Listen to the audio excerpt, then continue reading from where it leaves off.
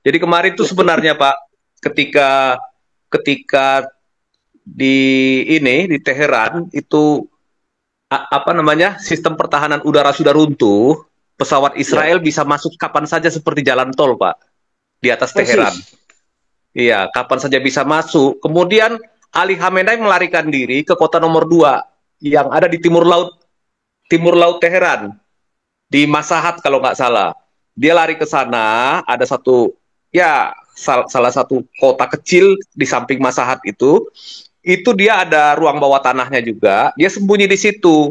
Sebenarnya kalau Israel waktu itu tidak ditahan oleh siapa? Oleh Trump, Amerika. selesai Pak Ya, sebetulnya. Ya, ya. selesai, benar.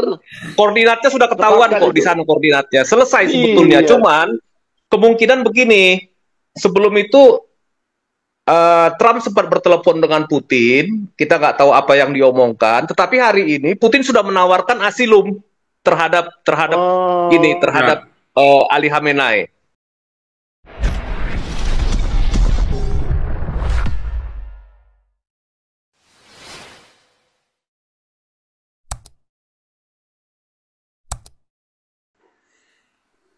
Ompong.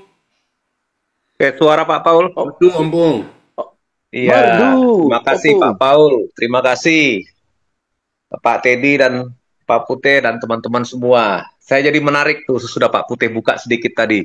Jadi kemarin tuh sebenarnya Pak, ketika ketika di di Teheran itu apa namanya sistem pertahanan udara sudah runtuh, pesawat Ya, Israel bisa masuk kapan saja seperti jalan tol Pak di atas Teheran. persis. Iya, kapan saja bisa masuk. Kemudian Ali Khamenei melarikan diri ke kota nomor 2 yang ada di timur laut Teheran, di Masahat kalau nggak salah. Dia lari ke sana, ada satu ya salah satu kota kecil di samping Masahat itu dia ada ruang bawah tanahnya juga. Dia sembunyi di situ. Sebenarnya kalau Israel waktu itu tidak ditahan oleh siapa? Oleh Trump, Amerika. selesai Pak Ya, sebetulnya. Ya, ya. selesai, benar. Koordinatnya sudah ketahuan Sepakat kok di itu. sana koordinatnya. Selesai sebetulnya. Iya. Cuman kemungkinan begini, sebelum itu Trump sempat bertelepon dengan Putin, kita nggak tahu apa yang diomongkan, tetapi hari ini Putin sudah menawarkan asilum terhadap Oh, Ya. Ali Khamenei. lihat. Jadi Iya, kemungkinan iya. nanti Pak Paul, nanti kalau misalkan asal jangan ini dipaksa-paksa oleh PBB untuk ini ya, untuk gencatan senjata dan lain-lain ceasefire. Sepertinya nanti Ali Khamenei ini akan berangkat ke Rusia, in the coast di samping kamarnya Bashar al-Assad gitu. Hmm. Kira-kira begitu. Jadi sama-sama In the sebelah-sebelahan coast. kamar kosnya nanti, Pak. Nah, Kacau, kacau. ini sekarang tinggal Sampai tergantung. selesai ya ngomong asilum. Karena saya kan juga asilum dulunya kan. Iya, iya. Udah Kumpul ditawarkan, sama Pak. Udah Arab-Arab. ditawarkan. Ada teman saya pengamat dari Iran juga bilang udah ditawarkan oleh Putin. Hmm. Udah nggak salah lagi. Ya kan, Tinggal sekarang kapan dia berangkat. ditelpon sama Apakah Putin. Udah ditelpon. iya, langsung Pak sama Putin yang tawarkan. Tinggal kapan berangkatnya sekarang. Itu aja. Apa sudah berangkat malah gitu. Saya curiga sudah Kalau saya berangkat. kalau saya bilang, Pak, waktu dia mau berangkat dihajar aja, Pak, dihabisin, Pak. Nggak bisa. Nah, ada beberapa hal yang dijaga oleh Trump, terutama image-nya dia di mata negara-negara Muslim ini. Jadi mungkin Trump tidak mau terlalu keras dalam soal ini. Berbeda dengan Netanyahu. Netanyahu sih bagi dia nggak peduli. Pokoknya potensi ancaman yang membahayakan negara Israel dia akan sikat gitu. Nah, itu mungkin yang dijaga oleh Trump. Kemudian juga apa yang sudah direncanakan oleh Trump dengan negara-negara Arab pada saat kunjungan yang lalu itu supaya jangan sampai rusak gitu. Itu yang saya kira yang dijaga oleh Donald Trump, Trump ini. Trump ya, ya. Iya. Nah, kemudian kalau kita melihat kayak pengamat-pengamat di Konoha Indonesia ini, saya juga bingung. Ini orang-orang kan sebenarnya gelarnya sudah sampai S2, S3, bahkan ada yang profesor doktor. Hmm. Tapi isinya masturbasi semua, Pak. Enggak, Masturbasi Pak. bela agama semua. Ih, mereka ini Pak, analisanya berdasar agama. Karena analisa berdasarkan agama, mau sekolahnya ke seluruh dunia, Pak. Pokoknya ujung-ujungnya manusia itu dari tulang sumsum dan mani yang hina. Udah deh, kacau semua, Pak. Ditarget ini Iya, kayak tadi target. siapa itu si si yang siapa tadi itu yang kacamata itu Iya sih, siapa yang tuh atas namanya? ya. Ah, Ah, dia bilang ya tentu Iran sudah menang. Dari mana ukuran Asegaf, menang atau Asegaf. kalahnya? Dari Asegaf gitu ya. Nah, kemudian kemarin juga sampai batuk-batuk itu yang pengamat dari UI siapa itu si Profesor malah itu, Profesor aduh. Hikmahanto Juwana. Wah, Mantap, ini tambah lama tambah Israel goblok ya. melakukan iya, pelanggaran hukum internasional dengan suara yang sudah hampir nggak bisa keluar. Mungkin saking emosinya, Pak, gitu. Kemudian Gini lain dia. lagi pengamat dari BINUS tadi, siapa cewek itu saya Iya, sempat lihat tadi. iya. Itu bilang bahwa Ma- dia merasa bahwa sekarang Israel bisa ditembus. Jadi saya heran, Pak. Sampai itu. mereka mereka analisanya dari hoax, Pak. Akhirnya apa? Ya bocor semua dong. Kita ini sambil minum Berita tuak hoax. ya. Kita ini sambil minum tuak. Iya. Tapi yang Ya kita saya undang di sini nggak ada yang ini meleset ntar lagi satupun undang loh. teman-teman minta tuak banyak ini nanti ini. Di sini nggak ada yang kita ngomong di sini nggak ada yang meleset. Sebenarnya diviralkan ya. Yang kita Persis, ngomong Pak. dipotong-potong satu-satu Persis, nih. Pak. Ompung ngomong, Pak Putih ngomong, Pak Teddy ngomong. Dipotong satu-satu bagus tuh. Ya, Nah, saya kan baru 4 itu. hari yang lalu dari sana, Pak. Baru 4 hari lalu yang sana. Kan kita melihat apa yang ada di sana itu. Tapi ini hebat ini. Ini Yordania akan naik daun ini. Hebat ini. Waduh. Hmm. Yordania pasti akan naik daun, Pak. Nah, kalau kita lihat lah, kalau orang-orang di Konoha ini sadar, tidak ada satu negara Arab pun yang membela Iran sekarang. Coba perhatikan. Nggak Sepakat. ada. Sepakat. Nggak ada. Pakistan pun hanya sedikit komentar, tapi nggak banyak. Itu sampai di parlemen Iran itu teriak-teriak Pakistan. Jadi mereka ini sepertinya sudah desperate, orang Iran ini. Tapi bukan masyarakat Iran ya. Karena 90% masyarakat Iran itu sudah benci dengan rezim para mullah ini. Rezim Republik para mullah ini. Ya, rezim revolusi Islam tahun 79 ini. Jadi mereka itu mau pergantian kepemimpinan. Mereka mengharapkan si putra mahkota, anaknya Reza Pahlavi itu untuk pulang. Tapi sepertinya saya juga nggak tahu ya. Putra mahkota sepertinya lebih betah di Amerika. Dia lebih suka Iran itu menjadi suatu negara yang demokrasi Demokrasi. parlementer. Jadi dia Ya, nggak ya. akan kembali ke sistem monarki absolut seperti di zaman bapaknya gitu. Nah Benar, benar. Tapi kalau katanya orang-orang Iran tetap harus balik, Pak, karena itu simbol revolusinya lagi, Pak. Simbol Iya, revolusi ya. Itu salahnya tuh di simbol situ. revolusi. Salahnya di situ Nah, tuh orang-orang Iran. Jadi nanti kecuali si Pahlavinya dia konsisten ya, tapi orang kalau sudah berkuasa Bisa memang berubah. agak Bisa ribet berubah, Pak. karena sistem konstitusinya Iran kan memang monarki kan. ya Jadi sebetulnya dari sejak kerajaan Persia ini dinasti mereka ini kan udah ratusan tahun ya, mungkin hampir 1000 ratusan tahun. tahun. Udah ratusan tahun. Jadi sistemnya memang dari dulu monarki absolut. Tetapi kalau kita lihat sejarahnya, Iran di zaman bapaknya makmur. Ya, tapi Iya. apa? Ini sermon-sermon atau sermon kok sih jadi ngomong sermon. Ini khotbah-khotbahnya siapa ini? Em, Khomeini dari Paris dikirim lewat kaset dulu. Dulu kan masih pakai radio kaset biasa. Tahun 79 saya masih sekolah itu, belum kuliah. Jadi itu lewat kaset, itu isinya menghasut dan penuh kebencian, mengatakan bahwa sah Iran itu korupsi, sah Iran itu pro Barat, pro Amerika, begini, begitu, begini. Lama-lama masyarakat itu jadi benci kepada sah Iran. Iya, itu yang terjadi. Jadi saya pada waktu itu senang sama Sah Iran. Kenapa? Orangnya kelihatannya tenang, berwibawa, terus juga permaisurinya cantik, Pak, gitu kan. Gila nih. Video orang. Para diva, kan gitu kan. Ya, zaman saya masih sekolah SMA ngelihat begitu Iya, kan iya, senang-senang aja. Aduh, enak banget memang. gitu ya, gitu. Hmm. Nah, Tapi orang-orang tapi Iran yang itu memang cantik-cantik, ganteng-ganteng. Itu kan iya itu, Pak. paduan dari orang-orang Asia Arab dengan Eropa kan. Itu kan makanya jadilah orang Persia, makanya mukanya bagus-bagus.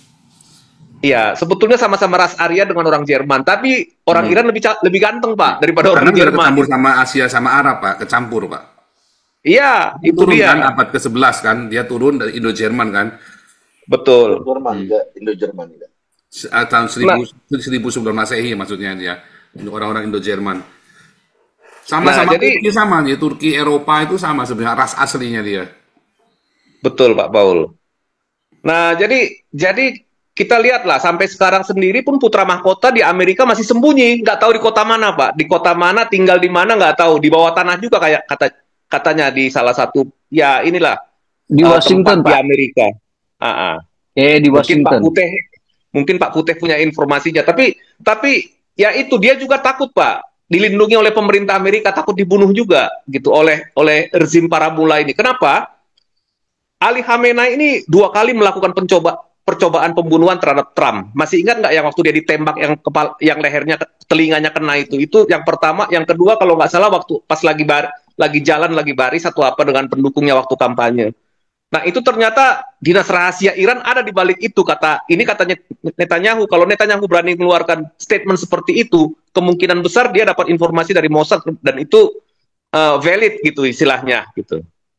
Nah, jadi artinya apa? Kenapa sekarang ini Trump ini betul-betul tidak begitu menghalangi apa yang dilakukan oleh Netanyahu? Karena dia tahu situasi. Iran punya kepentingan melenyapkan Trump karena Trump ini sangat anti dengan program nuklirnya Iran. Nah, begitu Iran punya nuklir, maka seluruh seluruh Asia Barat atau Timur Tengah akan tunduk di bawah Iran. Maka Israel akan dimusnahkan atau dibom nuklir, Amerika pengaruhnya akan disingkirkan. Jadi Iran akan menjadi penguasa. Nah, langkah selanjutnya mereka akan mengincar Eropa. Nah, itu. Nah, ini hitungannya sebetulnya Pak Paul dari ini pengamatannya ini intelijennya Israel itu hitungannya bukan lagi dalam tempo sebulan 2 bulan, hitungannya tinggal hari loh Pak. Dia mulai merencanakan membuat senjata nuklir gitu. Makanya Ya, memang reaktornya udah di sistemnya sudah di assembling kok. Tinggal udah mencaplok-caplok di buritan doang. tinggal merakit Pak Putih. Iya. Iya. Tinggal merakit. Jadi akhirnya apa? Mau tidak mau ya namanya juga Netanyahu, dia bertaruh apa? Masa depan negara Israel ke depannya. Jadi kalau misalkan dia nggak bergerak sekarang, ke depannya negara Israel akan hancur, Amerika juga kemungkinan dan Eropa juga akan terganggu, lama-lama hancur, maka rezimnya Iran ini akan menguasai dunia. Nah, itu yang sebetulnya dikhawatirkan. Nah, sekarang kalau kita lihat hari ini beritanya kantor-kantor pemerintahan sudah mulai, kemarin kan ini kilang minyak ada 2 gitu ya. Hari ini Departemen Luar Negeri Iran, Departemen Kehakiman yang mengeluarkan hukum syariah, kemudian juga intelijen, kemudian kantornya Garda Revolusi, kemudian kantor Dinas Angkatan Laut Iran, semuanya sudah habis dibom. Sudah habis semua sebetulnya. Jadi ini yang membuat sebenarnya Ali Khamenei sudah merasa bahwa Teheran sudah nggak aman buat dia. Makanya dia lari ke timur laut Rusia, ke Masahat gitu ya, dan sembunyi di sana. Nah, kemudian kalau kita lihat hari ini tewas lagi 4 orang. Ini pimpinan intelijen loh ini. Dan ketiga deputinya tewas di kantor intelijen Iran gitu ya. Padahal baru kemarin mereka berkuar-kuar, mereka tahu bahwa Israel posisinya, koordinatnya nuklirnya di mana. Ini dia baru kuar-kuar begitu, hari ini udah tewas Pak Putih gitu. Ngeri kalau dibayangkan ya. Sangat mengerikan. Nah, jadi banyak hal-hal yang tidak terduga. Nah, kemarin ketika Israel melakukan pemboman, itu rakyat di Teheran itu malah berpesta. Mereka meneriakkan matilah Khamenei gitu ya. Jadi mereka teriak begitu semua dan tidak ada yang menyalahkan Israel karena apa? Rakyat sipil Iran tidak disasar oleh serangan Israel. Yang disasar itu yang pertama yang penting bagi Israel itu adalah pasti reaktor nuklir, itu yang pertama. Yang kedua peluncur peluru kendali dan roket. Ketiga gudang-gudang persenjataan, termasuk yang di TV yang kita lihat itu yang ada gudang bawah tanah terus banyak rudal segala macam udah hancur. Itu di Khorramshahr ada di sebelah barat Iran. Udah selesai itu, udah habis gitu. Nah, cuman ada satu tempat yang sekarang menjadi ganjalan buat Israel, yaitu di Ini kebetulan pengayaan uraniumnya di bawah gunung. Jadi dia harus harus ada punya bom yang bisa menembus 100-200 meter ke bawah. Itu yang di Fordo. Ini yang salah satu reaktor nuklir yang penting. Tetapi tadi siang kalau kita lihat berita di berbagai media, ada gempa di Iran di sekitar kota Qom, yaitu dekat reaktor Fordo. Nah, ada beberapa kemungkinan yang mungkin terjadi. Pertama ini, apakah Iran membuat percobaan nuklir, uji coba? Itu yang pertama. Yang kedua, apakah memang ada gempa secara alamiah? Yang ketiga, apakah itu kan tempat berkali-kali dibom oleh Israel selama 3 hari ini. Takutnya Nampaknya bom yang itu ketiga, sudah Pak. sampai ke Yang bawah, ketiga, sudah mulai bocor, meledak. Pak. Gitu. Meledak sendiri deh, Pak. Yang ketiga, Pak. Yang ketiga meledak sendiri 2,5 skala Richter dan itu Benar, benar. lumayan besar. Jadi kemungkinan ada ledakan di bawah gitu. Iya. Karena kemarin memang Netanyahu minta ke Amerika untuk bantu dengan pesawat pembom B-52 atau B-1B-2 yang bisa membawa bom yang beratnya hampir 2 ton. Ini penembus bunker dan juga bisa masuk ke bawah. Tapi Amerika kan dia masih tahan diri dulu. Kenapa? Kalau Amerika masuk, nanti eskalasi masuk. Rusia dan Tiongkok akan masuk. Jadi Amerika dia berusaha untuk tidak masuk ke dalam eskalasi ini. Apalagi melihat perkembangan 2-3 hari ini, Israel maju pesat dalam soal operasi militer. Jadi sepertinya Amerika nggak akan masuk.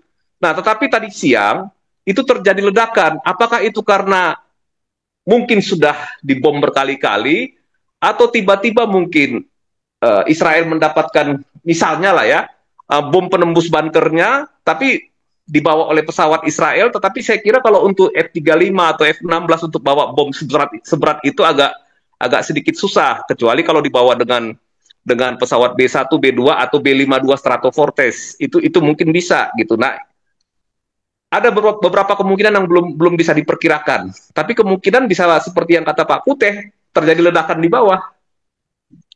Nah, cuman kita harus waspada.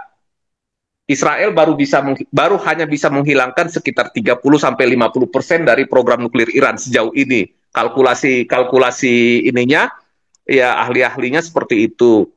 Nah, tapi ini operasi ini kan beberapa minggu ke depan. Kemungkinan ini akan ya semakin lama Iran semakin tidak berdaya, dan ini posisi-posisi reaktor dan program nuklir ini semakin lama akan semakin hancur. Karena Israel bukan menyerang satu reaktor dihancurkan semua, tidak. Dia ambil titik-titik bagian-bagian mana yang penting untuk reaktor itu yang dihancurkan duluan. Baru nanti yang berikutnya yang nomor 2 paling penting dia hancurkan dengan sorti berikut gitu.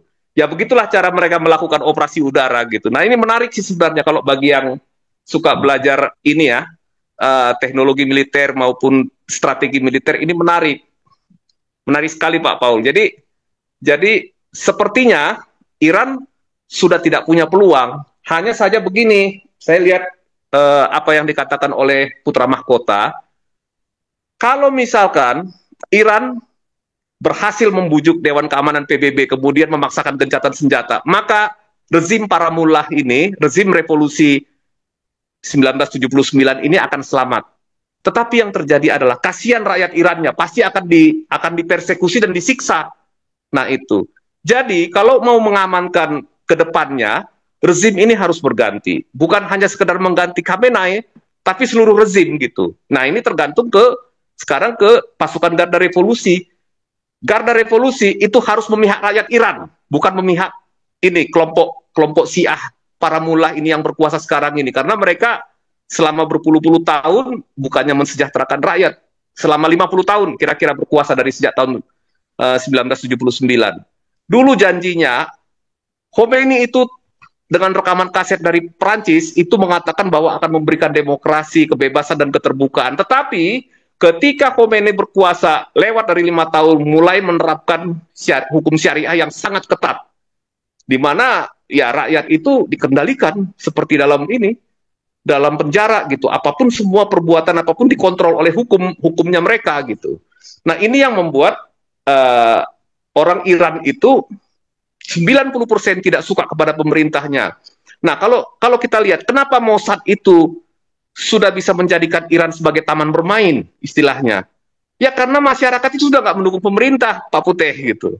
Jadi Ya, penetrasinya udah terlalu dalam dan terlalu lebar sudah gitu. Udah nggak bisa diapa-apain. ya. Kalau cuma ditangkap Sepakat, Pak. 10-20 orang, nggak Sepakat, akan Pak. berpengaruh gitu. Karena masyarakat ini udah Ya, menjadi agen Mossad gitu, semuanya gitu, hampir persis. semua gitu. Persis, Pak, persis. Itulah analisanya Pak. Oke, kira-kira begitu dulu lah. Nanti kita yang lain dulu bisa sambung biar makin seru ceritanya ini. Terima Nah, kasih Dan Pak Mbak, Paul. dan